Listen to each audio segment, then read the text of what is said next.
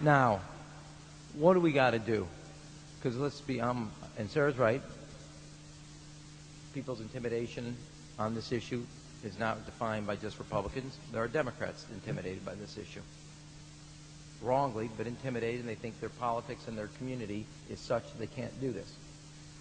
The truth is, what we need again to get moving on this legislation is put together a crime strategy like we had before, which is why we passed the bill today on the cops, putting money back into putting police officers on there, getting voices for change, and then making sure that we have a president, I cannot put my partisanship aside, a Democratic president, who will take that office and use it to protect the streets and the kids that grow up on those streets, and make sure that we once again have an assault weapon ban, a Brady bill with the full force of the law on the land, because we need somebody in the Oval Office that moves this Congress.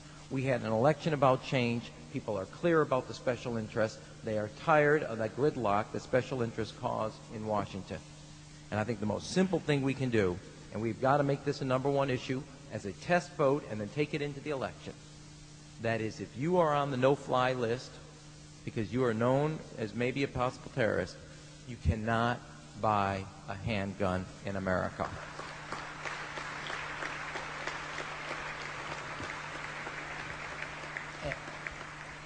And I am not one far from liking the mixing of politics and policy, but as my old boss used to say, give me that vote and throw me into that briar patch. I'll make politics out of that every day, because if it's between that terrorist list and the NRA, I know where America is going to be every time, and they're going to make the right choice, and we have got to start building on that. That is the right thing to take into the election, and it's the right policy. If you're on that no-fly list, your access to the right to bear arms is canceled because you're not part of the American family. You don't deserve that right. There is no right for you if you're on that terrorist list. That should be #1 in what we do. Make sure there's a full force of the law behind the Brady bill.